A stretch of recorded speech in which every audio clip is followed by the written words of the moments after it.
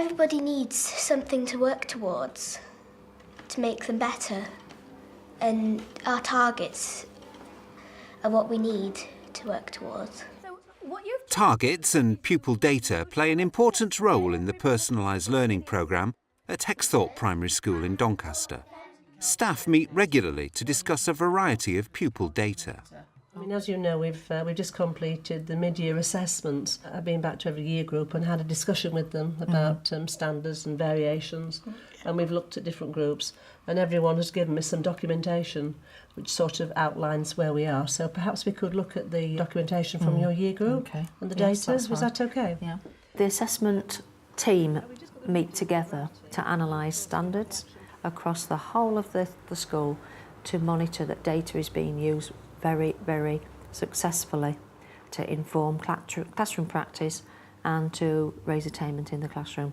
Right, OK, so if we look at our whole school tracking documentation here, so we've highlighted in green the children who have made progress, and we've highlighted in red the children who have stayed the same or actually gone back a level. So when we tracked back, we actually noticed that this person here was 1 point within the 4B, whereas over here it was 1 point away from getting a 4A. Yeah. But what we're doing, we're using this information now to target the lower ability age range and planning accordingly within the classroom. We have a very comprehensive picture of the whole child, and that picture is made up of lots and lots of different kinds of data sets. Not least, it's about observation, it's about discussion. You know, we're looking at children's attitudes towards learning, discussion with other teachers, the results from prior tests and things. And all this data helps us to build up a very broad and wide picture of a child. Year 2 pupils use simple self-assessment techniques to help define their own personalised learning targets. Now, who could tell me what their target is? Oh, look at all them hands up. James, can you remember what your target is? Just partition 2 and 3-digit numbers correctly. Good boy. Now then, what I want you to do is I'm going to ask you to be teachers. Now, can you remember when I stick those smiley faces into your book? What do we do if we're marking our work, Emily?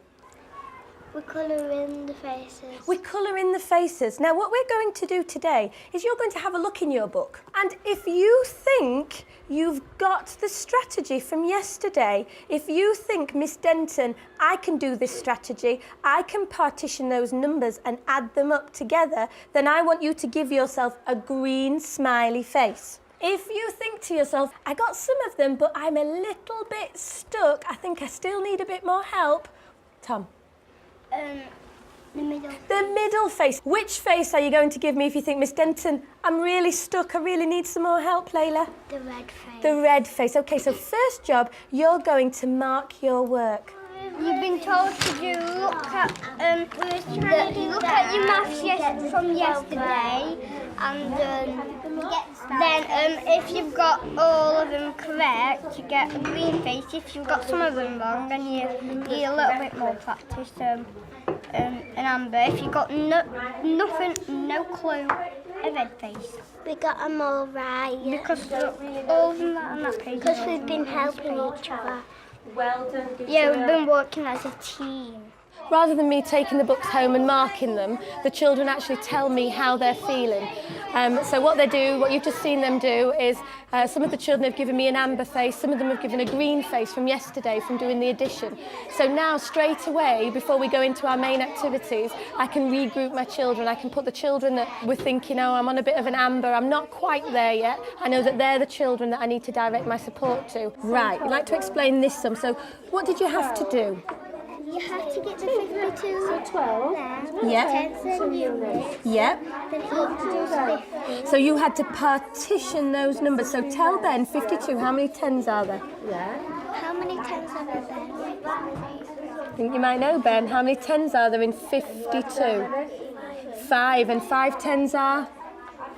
Good boy. What I've planned for the week might actually change according to what the children are telling me that they can do. If they're saying to me, I'm really struggling with addition, I'm using this data to change my planning and saying, OK, we're not going to move on to subtraction this week, we're going to carry on because they're telling me they're struggling with this strategy.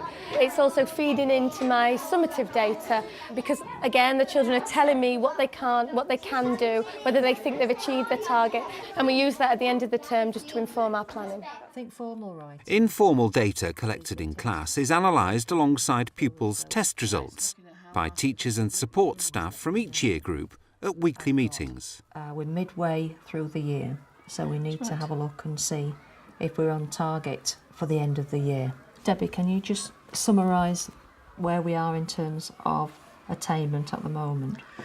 Attainment math, we're doing quite well at the moment, but there is one or two children on the borderline of level 3, level 4, and one of the areas that I've noticed is they're making very simple mistakes with the data handling. So I think we need just a little bit of intervention with a small group on data handling. So to reinforce mental calculations? Yes. The team meeting that we do every week is to collect a variety of data from different sources. It's to gather information from the support staff, from observations, from small group work, from guided reading groups, from intervention strategies that they've been involved in over the period of the week to inform our practice.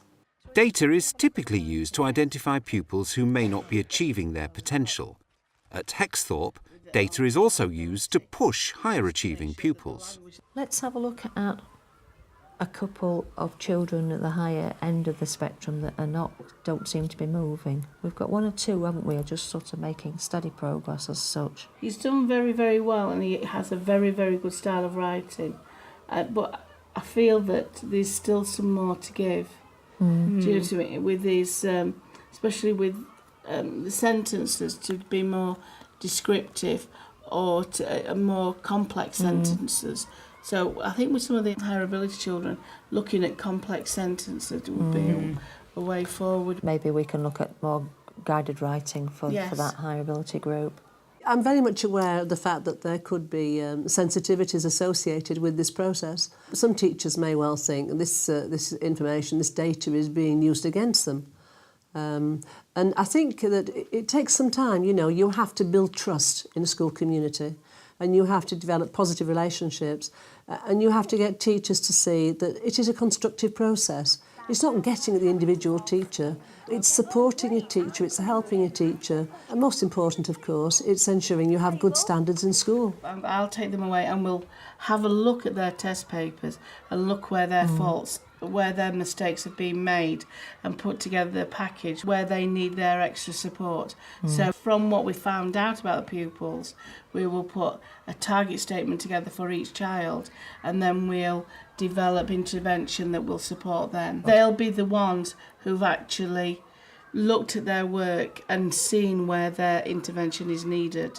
Small group intervention work is directly related to the targets which the staff meetings have decided using the data. We're going to go through each one of the questions in turn, see whether you got them correct, and if you didn't get them correct, where you made your mistakes. Was it a calculation error? Did you read the question incorrectly?